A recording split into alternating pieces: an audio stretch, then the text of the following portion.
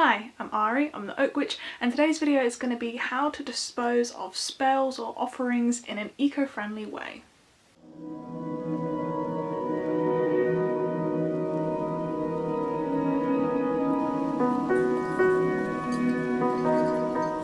As a witch or a magical practitioner, making spells, offerings, rituals, they're done quite frequently, and there's a lot of emphasis on how to do them and, the step-by-step process of what to do, but not a lot of emphasis on how you actually dispose of these things when we're done. And honestly, the advice that I see people give in terms of disposing spells and offerings and such it's not very good for the environment. As someone who's doing, a master's in wildlife conservation, taking care of the planet and thinking about these things is something that I'm very, very passionate about, and it's something that I incorporate in my craft. I think we as people who work with the energies of the earth have a duty to protect it and preserve it and do our craft in a way which doesn't affect the earth negatively. And to be honest, I think everyone should be more environmentally friendly, let's be real. Before I get into the video, I thought I would say that I recently, in the past few months, have made a eco-friendly witchy guide on Google Docs, and I will put a link to it below in the description. But I essentially go over topics within conservation. I cover plastic pollution, I cover general key term definitions. So I'll continue to be updating that, so I thought I would just make you aware of that. So I want to start an eco-friendly practice series on this channel, and I'm going to go over certain topics within witchcraft and relate it to conservation and just generally being eco-friendly. And I thought I would start on the topic of how to dispose of spells and offerings and, ritual objects in an eco-friendly way. So let's get started. So the first thing I'm going to talk about is herbs, because herbs are a pretty staple ingredient tool within witchcraft. And in terms of using herbs, it's a pretty much a one-use thing. I suspect some people reuse their herbs. Myself, I am not one of them, because I sort of think that the spirit of the herb has done its purpose, and now it's time to let it go and send it away. I wouldn't necessarily reuse herbs, and I think that goes for the case for a lot of people. So in terms of herbs and what to do with them, you end up having to dispose of them and throw them away. Because any sort of herb or plant is a natural material, I would generally say that, putting it back down to the earth, putting it on grass or any part of nature is generally okay. However, you need to be careful that what you're putting on the ground and what you're, putting to decompose, you won't accidentally plant an invasive species. This is really important. Invasive species are essentially species, not just animals, plants as well, that aren't necessarily native to your area, and there is a few species which are dangerously invasive to certain areas, and it's going to look different for whatever area you're in, so I can't really necessarily give you specific advice. Get a ecological guide, your local flora and fauna, like textbook, ecology book, look online. In terms of the UK, looking at Wildlife Trust is a good place to start, things like that. So just look at your local area and see what's invasive, see what you need to look out for, because there are certain plants which actively are protected, and some plants that are actually we need to get rid of because they essentially harm the biodiversity existing in the area that is native.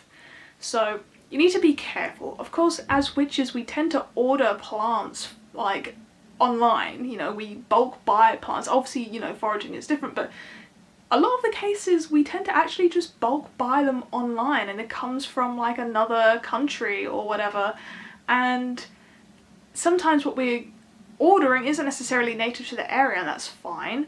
But if you're then throwing that out in the ground and accidentally plant something, which, you know, it can actually be really harmful to your local biodiversity. So you need to be careful in regards to that aspect. Another really great tip for disposing of herbs is compost bins, and not everyone can keep these up, but if you are able to keep a compost bin, that in itself is a great offering for your land spirits, or for like any earth deities, or just any deities in general. So that's a really good tip for disposing of herbs. Obviously it's natural, you can just put it in there. If you have a food bin, that's also good. Again, certain areas don't have food bins. I mean, I'm only speaking of my experience in the UK. In the UK we have, you know, separate bins. You have like a recycle bin, you have a non-recycle bin, you have a food bin, garden waste bin, and a compost bin. I don't know what other countries are like. But obviously keeping those different bins can be really good in terms of disposing, because it helps that end process of actually disposing and recycling regime. So compost bin, food bin, really great places to dispose of your herbs. Leftover herbs can also just be like burnt in a fire. If you're able to do that, you can put them aside for a period of time. Keep like a separate sort of in-house bin. Just chuck your herbs in, and when you're able to have a fire, just put them in the fire, just burn them all, and that can sort of be that release, like a ritual of release. And that's an option, you could do that. You can just put them on a charcoal disc if you have that as well. Another thing I wanted to talk about, which isn't necessarily a herb but it kind of gets thrown into that category, is salt. Now, do not salt the earth.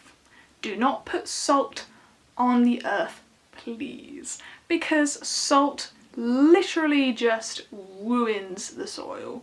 It essentially like corrodes it.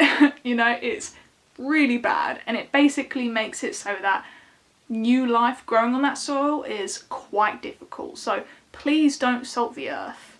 Dispose of it in any way you would dispose of food waste, you know, in the bin. Just put it in a non-recycle bin, a food bin, you know, just don't salt the earth. Another thing I wanted to quickly add in this herb category is people really emphasize on making sure that you dispose of spells and things really far away from your property. I personally don't see the issue. I don't necessarily have that belief. So in terms of, you know, the rule book when it comes to disposing of these things, you don't have to do that if you don't believe that, okay?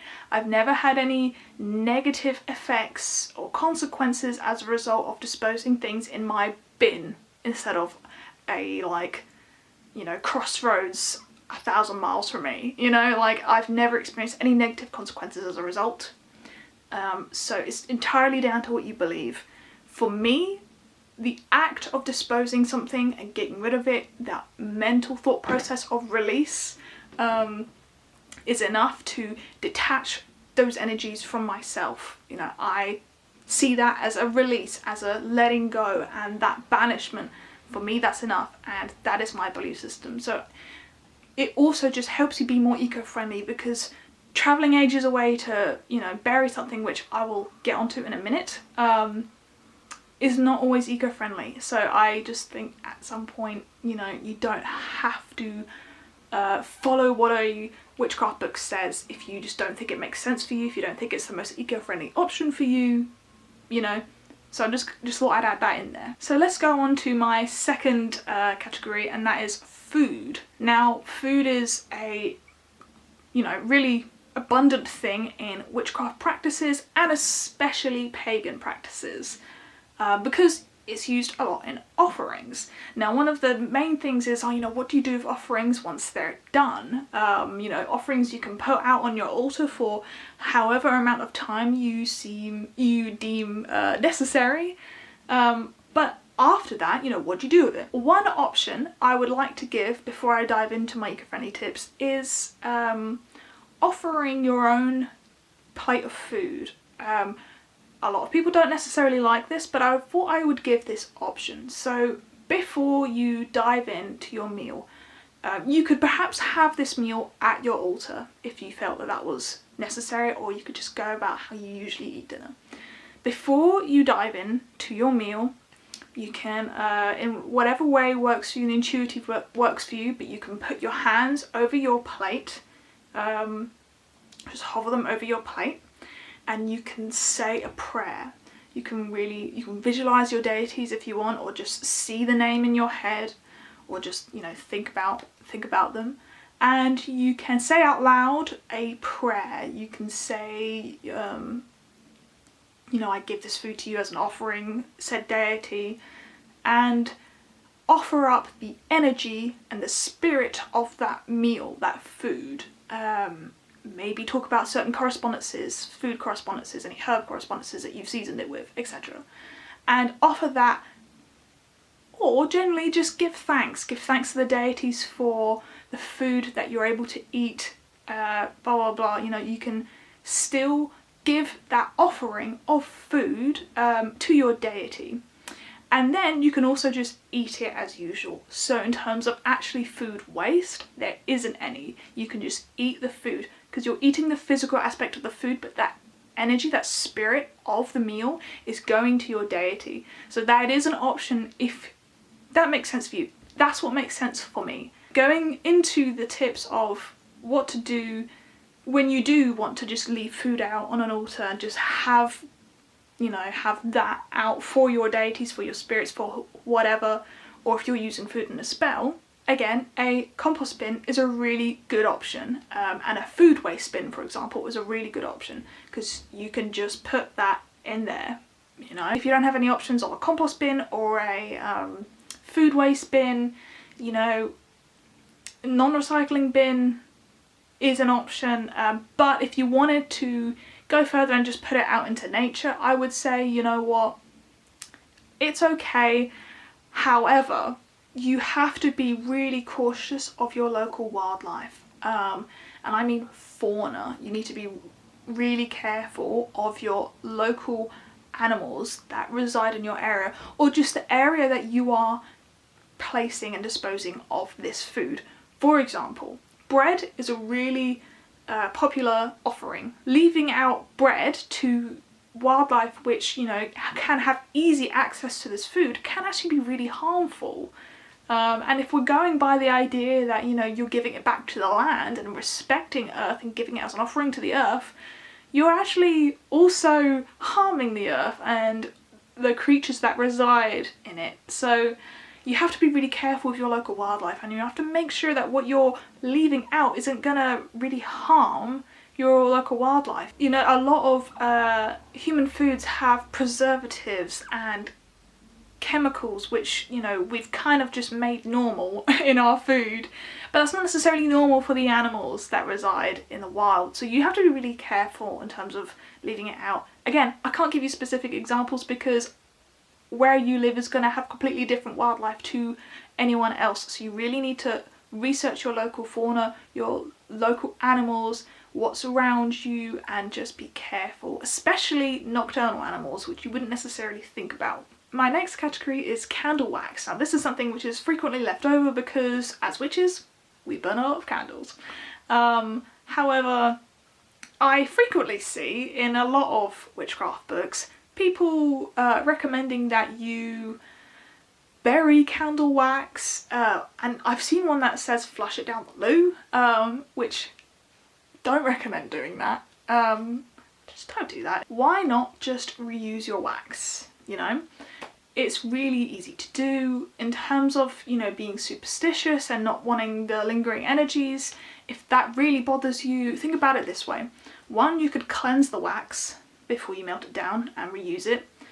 You could also think about the process of melting it down and mixing it with other wax or new wax, and then you can cleanse it as it's being melted down. But that whole process of reusing it is completely purifying its energies. You don't necessarily have to believe something because you've read it in a book. Think critically and think about the ways in which you could be eco-friendly and how it actually makes sense to you. Does it actually, you know, do you actually feel like you have to bury it in a crossroads, blah, blah, blah, miles away, you know? Do you feel like you actually have to do that, or is that just something that you've read in a book? So try and be inventive and creative when it comes to being eco-friendly.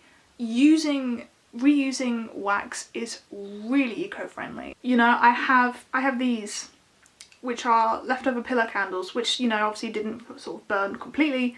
And what I'll do is I'll melt these down in a double boiler, and I'll make another candle that way. And candle making is really, really simple. I will do a video on that on this channel, but again, there are hundreds of candle making videos on YouTube. Honestly, don't just wait for mine, just go watch one on YouTube. There are so many, and it's actually really, really simple. If you have a glass container and you have some wax, all you really need is a wick and a double boiler, and that's really it. So you can definitely reuse wax, and there are tricks in which to get wax that is sort of like stuck to your glass container.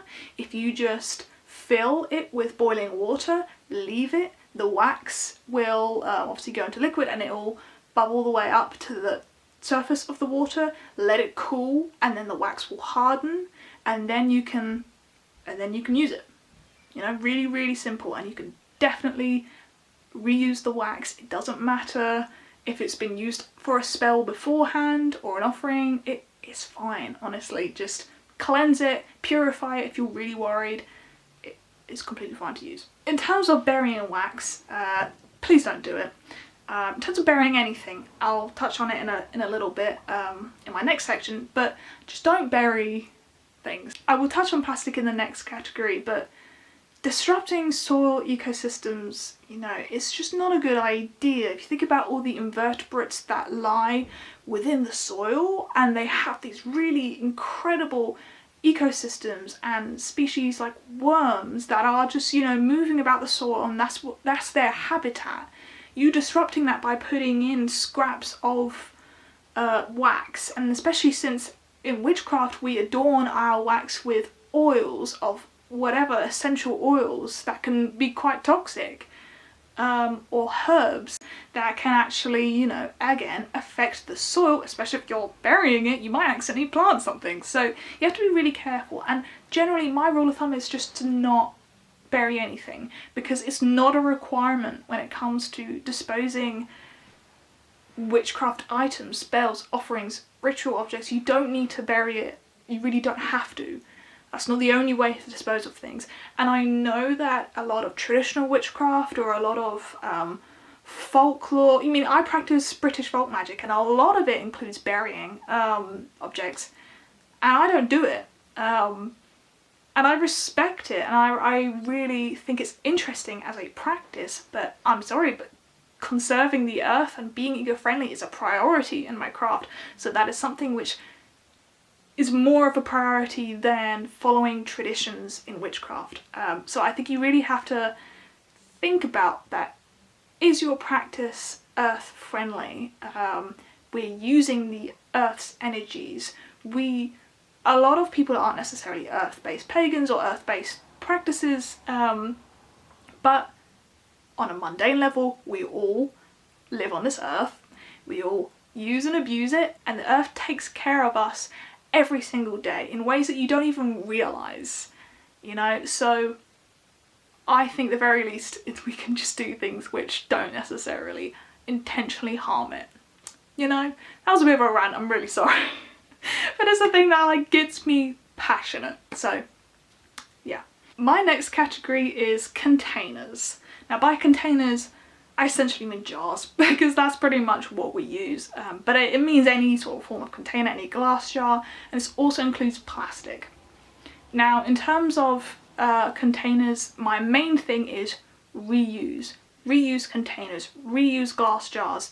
If you have plastic stuff already, you know, you already bought it and you want to put it to some use, you don't want to just throw it away, because arguably that's even more wasteful. Just reuse it.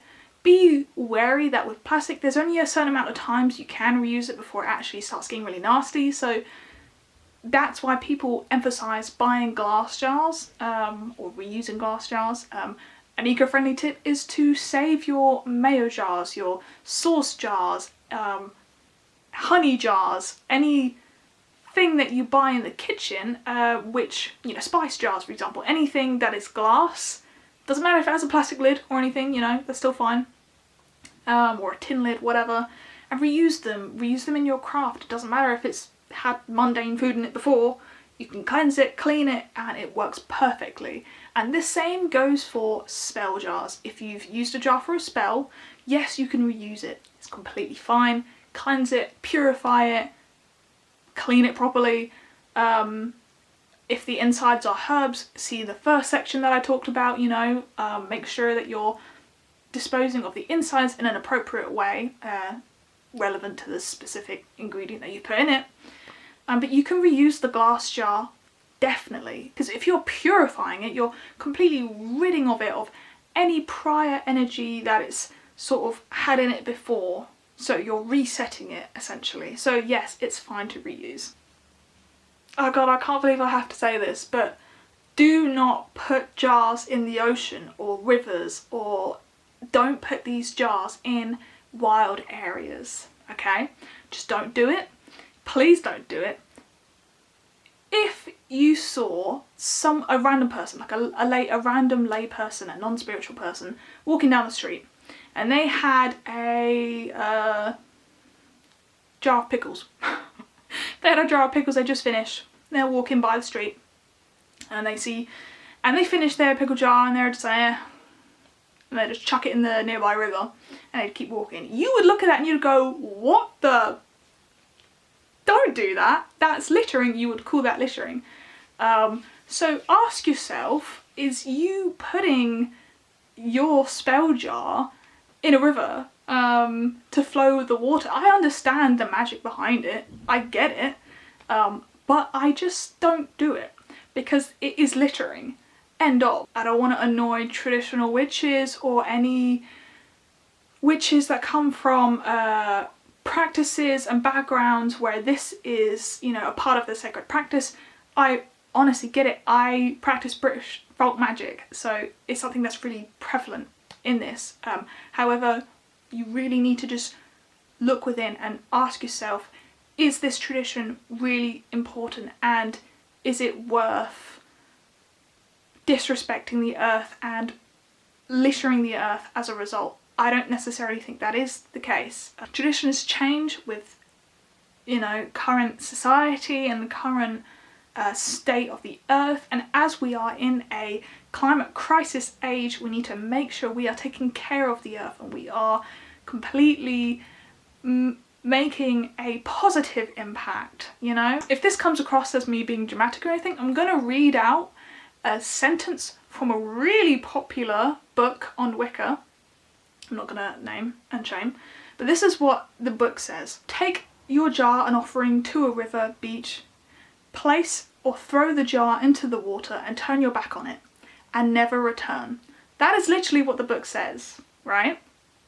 But I'm sorry, that is littering, you know? How else can you describe that? Doesn't really matter if we call it magic and we put a sacred aspect or energy onto the object. If you're littering it in wild areas and in nature, it's still littering. You can't remove it from that. So my camera battery died and I had to charge it, so if the frame looks different, if the lighting's gone down, that's why. So an alternative to a glass container, a plastic container, and you want to bury something, if you feel like you have to, then use hollowed out fruit.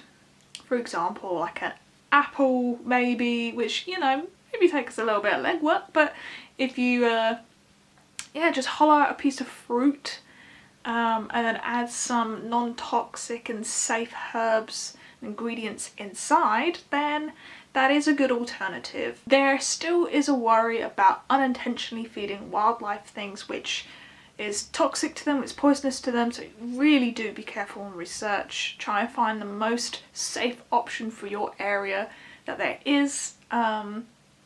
Also, in terms of burying something, you know, make sure, I still don't recommend doing it, but if you feel like you really have to, I recommend burying quite far into the soil so that, because obviously animals dig, so if they can smell something they'll dig it up, so make sure that you're doing it a little bit into the soil than just the surface.